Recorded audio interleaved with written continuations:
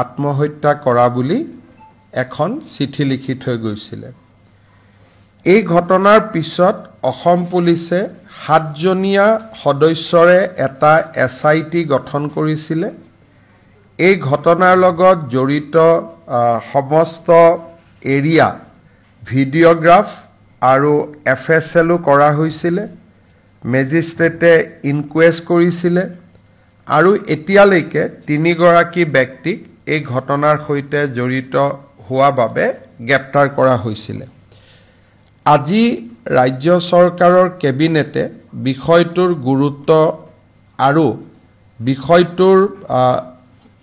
বিষয়টোৱে এগৰাকী খুব উদীয়মান অভিযন্তাৰ প্ৰাণ হেৰুৱাবলগীয়া হোৱা পৰিৱেশ সৃষ্টি হোৱাৰ বাবে ইয়াৰ গুৰুত্ব অনুভৱ কৰি কেবিনেটে এই বিষয়টো CBIক হস্তান্তৰ কৰিবৰ বাবে সিদ্ধান্ত লৈছে। CBIৰ ডাইৰেক্টৰৰ লগত আমাৰ মুখ্য সচিবৰ কথা হৈছে। তেখেতসকলে কেছটো ল'ম বুলিও অনানুষ্ঠানিকভাৱে কৈছে, কিন্তু কেবিনেটে দিয়াৰ পৰা CBIয়ে লোৱালৈকে ইয়াৰ ভিতৰত প্ৰায় 20-25 দিনৰ এটা প্ৰক্ৰিয়া থাকে। গৃহ মন্ত্ৰালয়ৰ অনুমোদনো লাগে। আমি ৰাজ্য চৰকাৰে চেষ্টা কৰিম যাতে খৰতকীয়াকৈ CBIলৈকে যায়, কিন্তু তথাপিতো প্ৰক্ৰিয়াটোত কিছু সময় লাগিব। আমাৰ কেইদিনমান আগতে আমি এটা স্কিম কৰিছিলোঁ যে ৰিচাৰ্চ স্কলাৰসকলক আমি 25,000 টকা দিম, যিসকলে 2025 চনত ৰিচাৰ্চ স্কলাৰ হিচাপে নাম অন্তৰ্ভুক্ত বা পঢ়া আৰম্ভ কৰিছিলে। বহু কেইগৰাকী ৰিচাৰ্চ স্কলাৰে মোক আহি লগ কৰিছিল যে আমি 2-3 বছৰ আগৰ পৰাই ৰিচাৰ্চ কৰি আছো, সুবিধাটো আমাকো দিব লাগে। সেইবাবে মুখ্যমন্ত্ৰী জীৱন অনুপ্ৰেৰণা স্কিমটো আমি 2021 চনৰ পিছত ৰিচাৰ্চ আৰম্ভ কৰা সকলো ৰিচাৰ্চ স্কলাৰৰ কাৰণে এক্সটেণ্ড কৰিছো। ই আগতে আছিল অকল 2025 চনত ৰিচাৰ্চত সোমোৱা ষ্টুডেণ্ট স্কলাৰখিনিৰ কাৰণে, কিন্তু এতিয়া আমি ইয়াৰ এমবিটটো বঢ়াই 2021 চনৰ পৰা যিসকলে ৰিচাৰ্চ কৰি আছে, অৰ্থাৎ যাৰ ৰিচাৰ্চ ইতিমধ্যে 4 বছৰ কৰা হৈ গ'ল, 21ত সোমোৱা, 22ত সোমোৱা, 23ত সোমোৱা, 24ত সোমোৱা, 25ত সোমোৱা, সকলোলৈকে আমি মুখ্যমন্ত্ৰীৰ জীৱন অনুপ্ৰেৰণা স্কিমটো আগুৱাবৰ বাবে সিদ্ধান্ত লৈছোঁ। আপোনালোকে জানে যে ৰিচাৰ্চ স্কলাৰে 25,000 টকা এককালীন সাহায্য পাব আৰু যদি দিব্যাংগজন হয় তেওঁলোকে 40,000 টকা লাভ কৰিব। আজি ৰাজ্য চৰকাৰৰ কেবিনেটে 49.5880 কোটি টকাৰে ৰাফলি 50 crores বুলি আমি ক'ব পাৰোঁ টকা ব্যয়েৰে বদৰপুৰ টাউনত এটা ৱাটাৰ সাপ্লাই স্কিম নিৰ্মাণত অনুমোদন জনাইছে। এই ৱাটাৰ সাপ্লাই স্কিমটো যোনে নিৰ্মাণ কৰিব 7 বছৰৰ কাৰণে তেওঁলোকে মেইনটেইনো কৰিব লাগিব। শিলচৰ কেবিনেটত আমি সিদ্ধান্ত লৈছিলোঁ এইটো হাইলাকান্দি, শ্ৰীভূমি, বদৰপুৰ চবতে আমি বনাম লালা। এই গোটেই শিলচৰ কেবিনেটত আমি লোৱা প্ৰস্তাৱসমূহ আজি আমি গোটেইকেইটা কাৰ্যকৰী হৈ গ'ল আৰু একো বাকী নাই। আমি প্ৰমিছ কৰিছিলোঁ লালাৰ কাৰণে, বদৰপুৰৰ কাৰণে, হাইলাকান্দিৰ কাৰণে, কৰিমগঞ্জৰ কাৰণে 4টা স্কিমে আজি আমাৰ একাধিক্ৰমে হৈ গ'ল। লাষ্ট আছিলে আমাৰ বদৰপুৰ, আজি বদৰপুৰটো হৈ গ'ল। আপোনালোকে জানে যে জল জীৱন মিছনৰ যিসকলে কাম কৰি আছে কন্ট্ৰেক্টৰ, তেওঁলোকক আমি বহুত দিনে বিল আদি দিব পৰা নাই। মুখ্যতঃ তাৰ কাৰণ হৈছে যে ভাৰত চৰকাৰেও আঁচনিটোৰ পুনৰ ইক্ষণ কৰি আছে। বিভিন্ন অভিযোগৰ পৰিপ্ৰেক্ষিতত ভাৰত চৰকাৰে দেশৰ বিভিন্ন স্থানলৈ টিম পঠিয়াইছে আৰু তেওঁলোকে এটা নিউট্ৰেল এছেছ কৰি আছে যে কোন ৰাজ্যত স্কিমটো কেনেকুৱা পৰ্যায়ত সফল হৈছে। এই বিষয়ে আলোচনা বা কেন্দ্ৰীয় চৰকাৰে পৰীক্ষা কৰি আছে যদিও দীৰ্ঘদিন ধৰি আমাৰ কন্ট্ৰেক্টৰসকলে পেমেন্ট নোপোৱাৰ কাৰণে তেওঁলোক আৰ্থিক অসুবিধাটো সন্মুখীন হৈছে বিষয়টোৰ প্ৰতি লক্ষ্য ৰাখি তেওঁলোকৰ যি পাৰফৰ্মেন্স গ্যাৰেণ্টি আমাৰ লগত জমা আছিলে আমি জল জীৱন মিছনৰ কন্ট্ৰেক্টৰসকলক পাৰফৰ্মেন্স গ্যাৰেণ্টি টকাটো উভতাই দিবলৈ আজি কেবিনেটে সিদ্ধান্ত লৈছে ইয়াৰ ফলত প্ৰায় 1500 কোটি টকা জল জীৱন মিছনৰ ঠিকাদাৰসকলে বা কন্ট্ৰেক্টৰসকলে পাবলৈ সক্ষম হ'ব আজি কেবিনেটে আৰু এটা বিশেষ সিদ্ধান্ত লয় আমাৰ জল জীৱন মিছনত জলমিত্ৰ আৰু জল সহায়ক দুটা কেটেগৰীৰ ৰাইজে বা ব্যক্তিয়ে ভলেন্টিয়াৰ হিচাপে কাম কৰি আছে তেওঁলোকক আমি কম সংখ্যক মাননি দিওঁ কিন্তু কাৰোবাৰ মৃত্যু হলে পৰিয়ালটো যথেষ্ট অসুবিধাৰ সন্মুখীন হয় কেবিনেটে আজি এটা সিদ্ধান্ত লৈছে যে জলমিত্ৰ সজল মিত্ৰ বা জল সহায়ক তেওঁলোকৰ যদি আকস্মিক মৃত্যু হয় পৰিয়াললৈকে ৰাজ্য চৰকাৰে এককালীন 5 লাখ টকাৰ সাহায্য আগবঢ়াব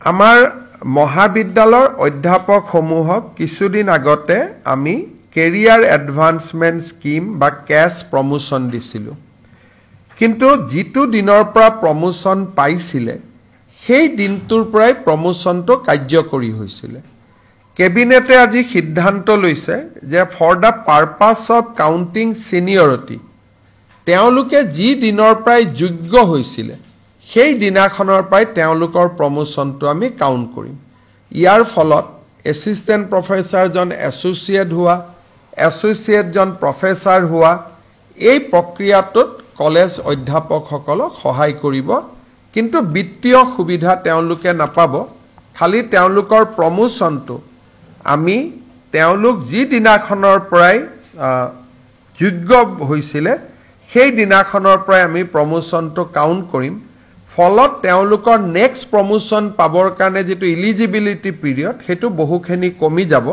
আৰু আমাৰ কলেজৰ অধ্যাপক সহ অধ্যাপকসকল যথেষ্ট উপকৃত হ'ব আজি আমাৰ মিছন বসুন্ধৰাটো আমি বহু কেইখন মাটিৰ আবেদন নিষ্পত্তি কৰো ধেমাজি টাউনৰ 1742 খন দৰং লখিমপুৰ বিশ্বনাথ কামৰূপ গোৱালপাৰা বৰপেটা নগাঁৱৰ 299 খন যোৰহাট গোৱালপাৰা ডিব্ৰুগড় মাজুলী লখিমপুৰ বজালী শ্ৰীভূমি 190 খন আৰু আমাৰ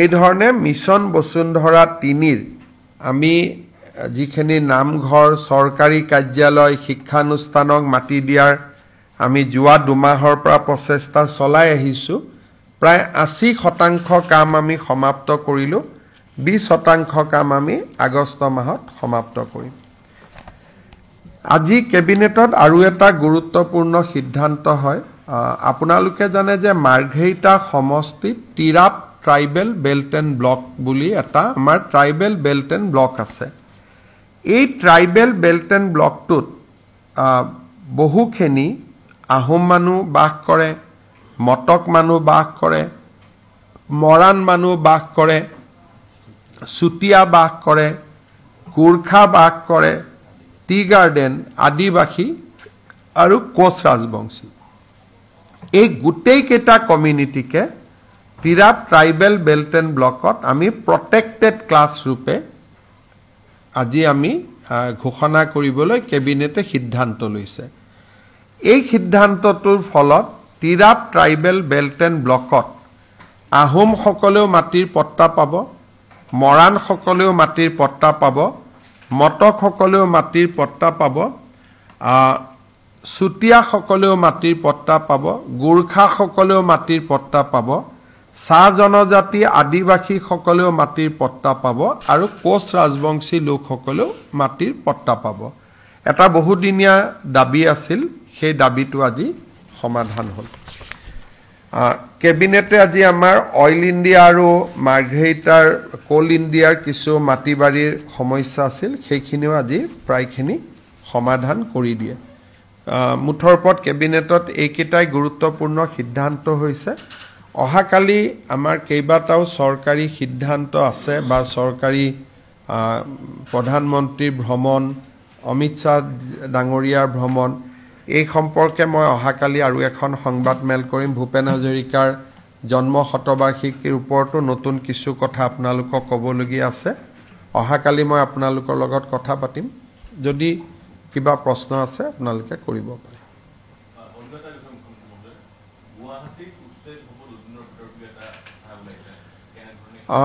গুৱাহাটী ট্ৰাইবেল বেল্ট গুৱাহাটীৰ ফৰেষ্টত যিখিনি নন ইণ্ডিজেনাছ মানুহ আছে তেওঁলোকক আমি এটা সাৰ্ভে কৰি দিছো মই ওয়াৰ্ডটো আকৌ ৰিপিট কৰিছো নন ইণ্ডিজেনাছ অৰ্থাৎ থলুৱা মানুহৰ ক্ষেত্ৰত আমি সাৰ্ভে কৰা নাই খিলঞ্জীয়া মানুহৰ ক্ষেত্ৰত আমি সাৰ্ভে কৰা নাই কিন্তু যিসকলে মহানগৰীৰ ডেমোগ্ৰাফিটো ডিস্টাৰ্ব কৰিবৰ কাৰণে বিভিন্ন জায়গাত আহি বাস কৰিছে তেওঁলোকৰ আমি মাত্ৰ সাৰ্ভে এটা কৰিছো যে কিমান এনেকুৱানো মানুহ সোমাইছে কিন্তু ইয়াতে খিলঞ্জীয়া মানুহখিনিৰ ক্ষেত্ৰত একো আমি কৰা নাই কাৰণ তেওঁলোকক বসুন্ধৰা 3ত আমি মাটিৰ পট্টা দিবৰ কাৰণে ব্যৱস্থা কৰিছো আৰু এইটো অনলি ফৰ ফৰেষ্ট ৰেভিনিউ ল্যান্ডৰ ক্ষেত্ৰতো কোনো সাৰ্ভে হোৱা নাই আৰু মই ভাবো যে আমাৰ যিখিনি অসমীয়া মানুহ বা জনজাতীয় মানুহ আছে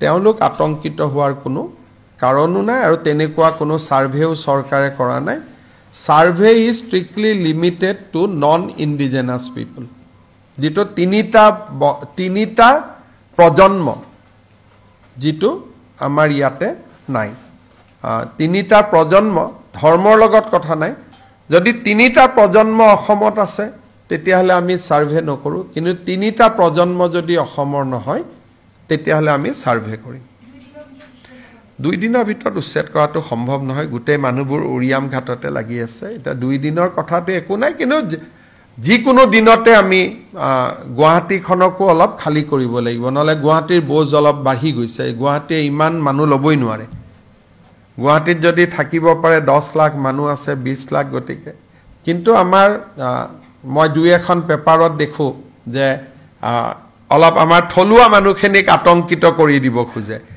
এই চৰকাৰে থলুৱা মানুহৰ মাটি উচ্ছেদ কৰাৰ কোনো চিন্তাও কৰা নাই গতিকে কথাটো মই আজি আকৌ এবাৰ ৰিপিট কৰি দিছো মই দেখি আছো যে দুই এখন পেপাৰে হেডলাইনটো কৰি খিলঞ্জীয়া থলুৱা মানুহৰ কথা কয় আৰু তেওঁলোকে এটা পেনিক সৃষ্টি কৰি কাবাক বচাব চেষ্টা কৰে কিন্তু মই ভাবো যে ৰাইজে আমাক বিশ্বাস কৰে গতিকে কোনো পেনিক নহয় Mr. Chief Minister, on a national context, today is a very important topic of the blast has come.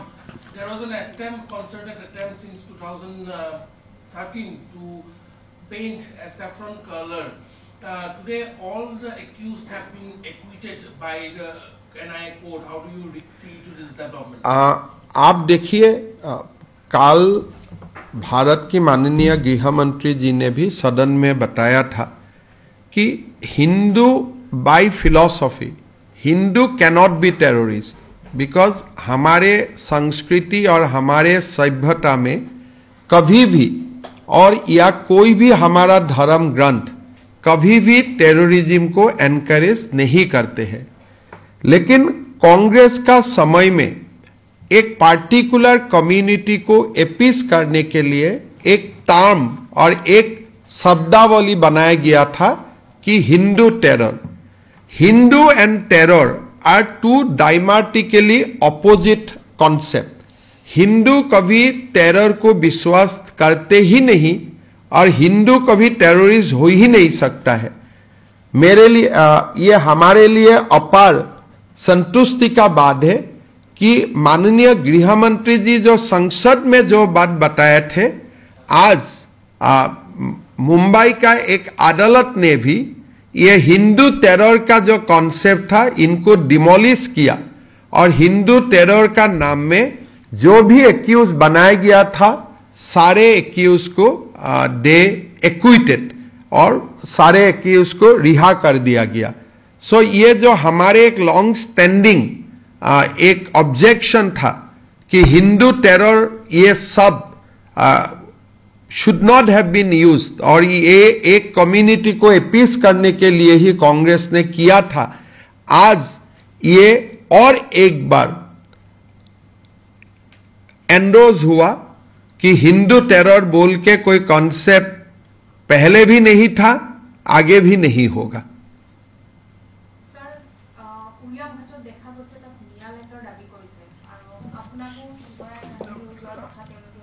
সব মই এটাই কথা আপোনালোকক ক'ব খোজো, 1,29,000 বিঘা আমি মাটি মুক্ত কৰিছিলো. উৰিয়ামঘাটৰ সফল এভিকশ্যনৰ পিছত নাও ইট হেজ বিকাম 1,39,000 বিঘা, অৰ্থাৎ 10,000 বিঘা মাটি আমি আকৌ উৰিয়ামঘাটত মুক্ত কৰিব পাৰিলো. I'd like to thank Chief Minister of Nagaland, Sri Nephew Rio also for helping us, cooperating with us in the eviction drive. In fact, Nagaland Police, CRPF, which is in charge of DAB area to maintain the neutrality, everybody has helped us in this eviction drive. Mialand to hobo pare, Mialandor hoato kono apotti nai, kinu Mialand to ami Bangladeshot pati dim. And আমি হেল্পও কৰি দিম. Mr. Chief Minister, বাংলাদেশত বহুত মাটি আছে, আৰু যদি বাংলাদেশত কষ্ট হয় আফগানিস্তানত বনাই দিম. Mr. Chief,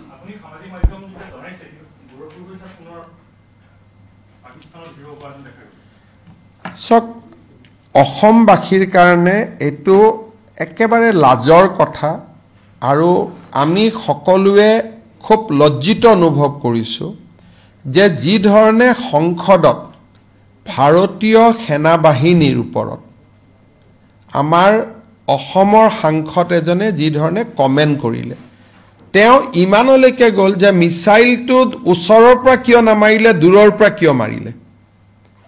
সো ইমান ডাঙৰ বিজ্ঞানী যে সেনাই মিছাইলটো ওচৰৰ পৰা কিয় নামাৰিলে, দূৰৰ পৰা কিয় মাৰিলে. তো ভাৰতে যদি 3,000-4,000 কিলোমিটাৰ লক্ষ্য ভেদ কৰিব পৰা মিছাইল বনাইছে, এইটোতো সেনা বাহিনীক অভিনন্দন জনোৱা কথা আছিল. তো যিটো ভাষণ দিলে, সেই ভাষণটো শুনি এটাই ধাৰণা হ'ল যে তেওঁ ভাৰতক কেতিয়াও ভাল নাপায়, নিজৰ ল'ৰা ছোৱালীকো বিদেশী কৰিছে, পত্নীকো বিদেশী কৰিছে. আৰু মই এই কথা ক্লিয়াৰলি ক'ব পাৰো যে in a very good day he will also change his citizenship. 3টা ফেমিলি যেতিয়া নায়েই ভাৰতীয়, তেওঁতো টেম্পৰাৰীলি ভাৰতত আছে, আৰু সেইকাৰণে তেওঁ সদায় ভাৰতৰ বিৰুদ্ধে সংসদৰ কথা কয়. যোৰহাটৰ ৰাইজৰ, শিৱসাগৰৰ ৰাইজৰ স্বাধীনতা আন্দোলনত কিমান বৰঙণি আছিলে, দেশৰ স্বতন্ত্ৰতা সাৰ্বভৌমত্বত যোৰহাটৰ এটা অনবদ্য বৰঙণি আছে অসম আন্দোলনলৈকে. সেই স্থানৰ সংসদগৰাকী আজি পাকিস্তানত গৈ হিৰো হোৱা আমাৰ কাৰণে লাজৰ কথা. আৰু এই গোটেই ঘটনাটো অকল এইটো নহয়, কালিৰ ষ্টেটমেণ্টটো আপোনালোকে নজৰত পাইছে, কিন্তু যদি 2014 চনৰ পৰা তেওঁৰ সংসদত ভাষণ আৰু প্ৰশ্নবিলাক চাই, প্ৰত্যেকটোৱে পাকিস্তানৰ সহায় কৰিব পৰা প্ৰশ্ন. গতিকে তেওঁৰ খুব বেলেগ ধৰণৰ সম্পৰ্ক পাকিস্তানৰ লগত, আৰু obviously he cannot be hero in Indian television, he will be hero only in Pakistan. কওঁতেতো তেওঁ ক'ব নোৱাৰিলে মই যোৱা নাই বুলি, এনেইতো বহুত বকবকাই থাকে. যেতিয়া অমিত শ্বাহজীয়ে ক'লে, তেওঁতো থিয় হৈ সংসদত নকলে যে মই যোৱা নাই, আপুনি ভুল কথা কৈছে বুলি. গতিকে তেওঁ অকল আপোনালোককে বনাব পাৰে, বাকীটো কাকো বনাব নোৱাৰে. যিমান দিনে মই বনোৱা দেখিছো, আপোনালোককে তেওঁক বনোৱা দেখিছো, বাকী অসমৰ মানুহক নোৱাৰে. আৰু আপোনালোকে চাব, ৰাইট BTADৰ পৰা লক্ষ্য কৰি গৈ থাকিব, মানুহক বনাব নোৱাৰে. 2-এজন আপোনালোকৰ মানুহৰ তেওঁৰ প্ৰতি সফট কৰ্নাৰ আছে, তেওঁৰ প্ৰতিও নাই, মোক বেয়া পায় কাৰণে তেওঁক উঠাব খোজে. মই ভাবো যে সেইটো বহুত দিন নচলে. Mr. Chief Minister, yesterday there were several reports quoting you where you have indicated for a NIA level probe into the case which is there with Assam SIT, Would you elaborate on that? You see, Assam SIT has a limited scope. As I told you, we cannot access telephonic interaction, telephonic connection beyond 2 years. Assam has a limitation of 2 years. But NIA can trace things up to 2011, 2010. So this is not a new thing. I have shared many times with you that Assam SIT has a limited capacity, but within that limited capacity our team has done a very good job. But ultimately it is related to citizenship, it is related to OIC. Finally, it is the Ministry of Home Affairs who has to take over the investigation. Has the government officially written to NIA for the Not case? now. It will be only, all these things happen post 10 September because we have given SIT time till 10 September. Either 11 or 12 they will put me the report.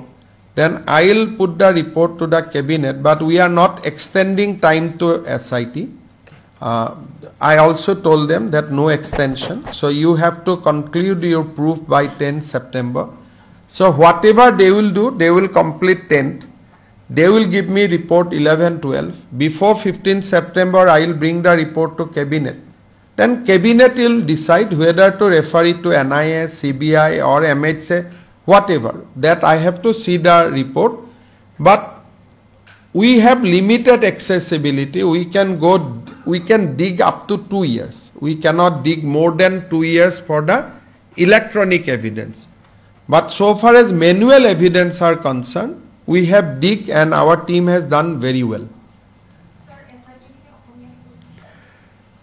আমাৰ যেটো SIT তদন্ত আছে আমি আগতে আপোনালোকক কৈছো বহুতবাৰ কৈছো যে ইয়াৰ শেষ সময় 10 সেপ্টেম্বৰ তেওঁলোকক আমি ইতিমধ্যে কৈছো যে আপোনালোকক আমি এক্সটেনশন নিদিও গতিকে 10 তাৰিখে তেওঁলোকে তেওঁলোকৰ অনুসন্ধানটো শেষ কৰিব 11 12 ডিপেন্ডিং অন মাই এভেইলেবিলিটি তেওঁলোকে ৰিপৰ্ট দিব ৰিপৰ্টটো আমি লগে লগে কেবিনেটত লৈ যাম আৰু কেবিনেটে তাৰ ওপৰত নেক্সট ডিসিশনটো গ্ৰহণ কৰিব আৰু কেবিনেটত যিয়ে সিদ্ধান্ত হয় আপোনালোকক আমি জনাই দিম Sir, another point is that the government has also issued orders about drought-like situation in 27 districts. There is a effect on the tea production. Drought things are changing. In the last week, 5 districts has come out of the drought. So IMD has predicted good rain in the time between 1st and 10th August. So we'll take a final decision post 15 August. Because if I declare drought, I have to give Government of India satellite data along with the data from IMD. So IMD has indicated that situation is fast changing. So wait till 15 August. Then August spell of rain can be assessed and predicted. Drought can be declared when there is a rain deficit of 40%. So last time when I addressed you, it was in a larger canvas. But now it has come down only to 48 revenue block. So by 15 August, situation may change further.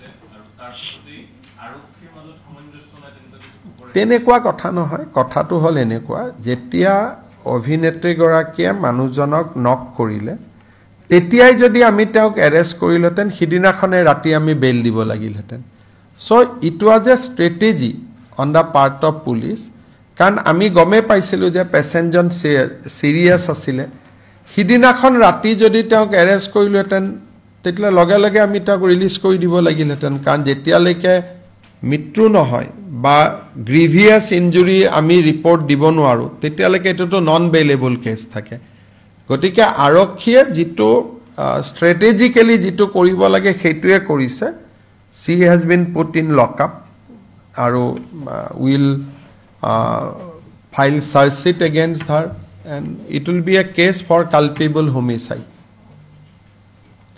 এটা দুটা section আছে culpable homicide not amounting to murder culpable homicide amounting to murder প্ৰথম দিনা যদি তেওঁক আমি গ্ৰেপ্তাৰ কৰিলেতেন কেছটো হলতেন culpable homicide not amounting to murder bail হৈ গলতেন সেইকাৰণে কেতিয়াবা পুলিচে ৰাইজে ভাবা আৰু পুলিচে কৰাৰ মাজত অলপ ডিফাৰেন্স থাকে উদ্দেশ্যটো একে উদ্দেশ্যটোত কোনো গ্যাপ নাথাকে হ'ব থ্যাংক ইউ